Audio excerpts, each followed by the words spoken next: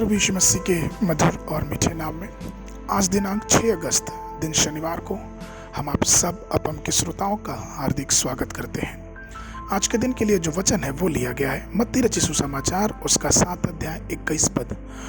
वचन इस प्रकार से कहता है, जो मुझसे हे प्रभु कहता है उनमें से हर एक स्वर्ग के राज्य में प्रवेश ना करेगा, परंतु वही जो मेरी स्वर्गीय पिता की इच्छा पर चलता है।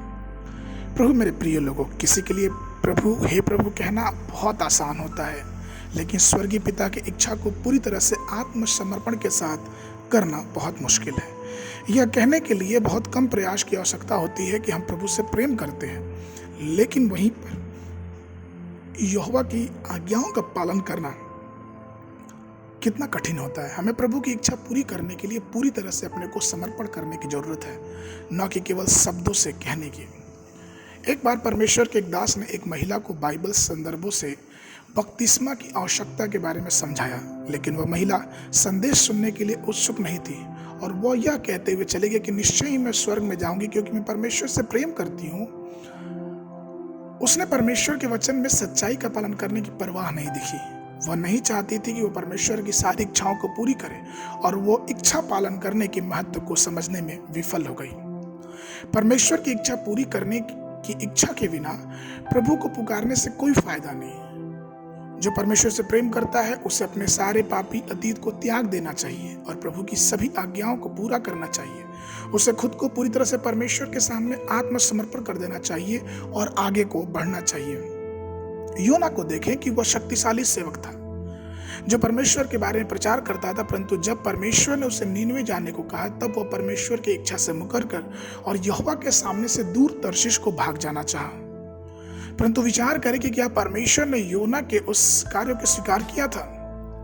योना के उस विद्रोही व्यवहार के कारण परमेश्वर ने उस अलौकिक घटना जो कि एक श्रृंखला में पाई जाती है, किस प्रकार परमेश्वर ने समुद्र में तूफान लाया, योना को निगलने की एक बड़ी मछली तैयार किया और किस प्रकार से उसे फिर से स्थल पे मछली द्वारा उगल दिया गया। कहने का तात्पर्य यह है प्रियो कि परमेश्वर ने योना को सिखाया कि उसकी आज्ञा का पालन करना कितना महत्व है। भजनकार भजन संगीता 143 के 10 में कहता है, मुझको यह सिखा कि मैं तेरी इच्छा क्यों कर पूरी करूं, क्योंकि मेरा परमेश्वर तू ही है। तेरा भला आत्मा मुझको धर्म के मार्ग पर ले चले। तो प्रभु मेरे प्रिय लोगों, जब हम और आप परमेश्वर की इच्छा को पूरी करने के लिए स्वयं को समर्पित कर देते हैं तो आप ही परमेश्वर हमें अपने परिवार में जोड़ देता है। और इसलिए तो मत्ती रचित सुसमाचार उसके 12 के 50 में यीशु ने कहा, क्योंकि जो कोई मेरे स्वर्गीय पिता की इच्छा पर चले वही मेरा भाई और बहन और माता है।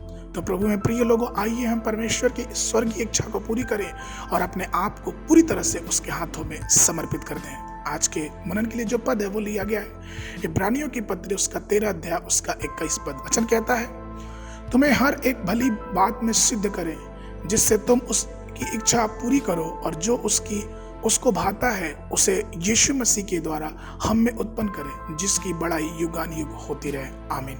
बाइबल अध्ययन के लिए सुबह के समय भजन संगीता की पुस्तक उसका 70 और 71 अध्याय और संध्या के समय रोमियो की पुस्तक उसका 8 अध्याय 22 पद से लेके 39 पद तक। परमेश्वर आप सबको आशीष देवे।